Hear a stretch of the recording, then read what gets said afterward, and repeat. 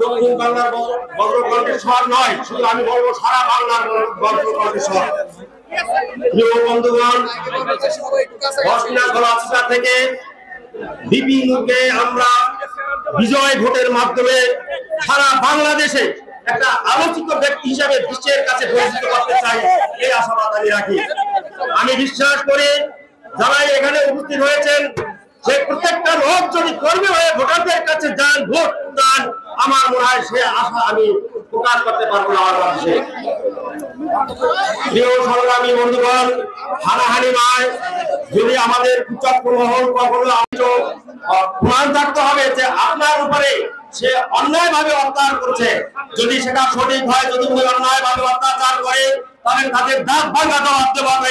বক্তৃতা শুনতে আসছেন আপনারা আমাদের প্রাণ প্রিয় লিডারের, উনি আপনাদের সম্মুখে বক্তৃতা দেবেন। আমাদের বক্তৃতা দেওয়ার মতো কোনো সময় নেই।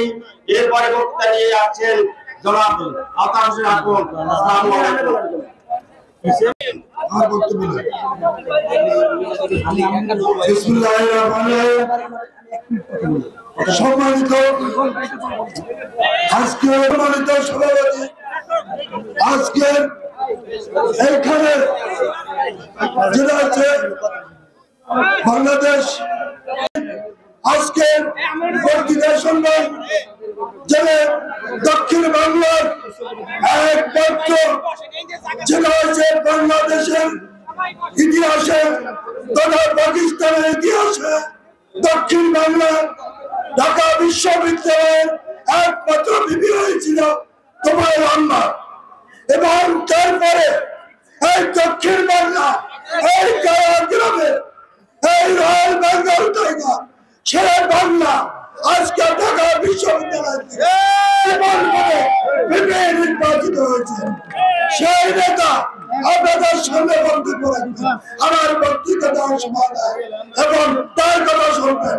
এবং আমাদের অনেক কথা আছে, অনেকে অনেক ভয় দেখায়, অনেক দল করলে আজকে বাংলাদেশে আমরা বাঙালি, আমাদের প্রত্যেকে রাজনীতি করার অধিকার আছে।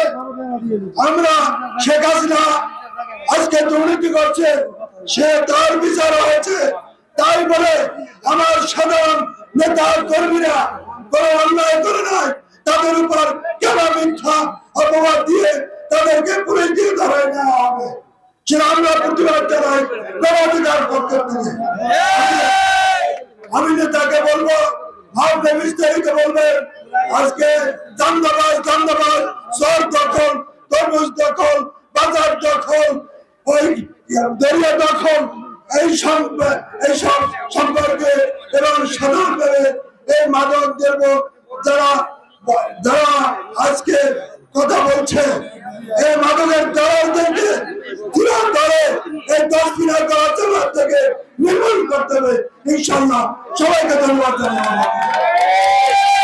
ধন্যবাদ। আজকে এই পথসভায় জনসভায় রূপান্তরিত হয়েছে, যারা তিনি দাঁড়িয়েছেন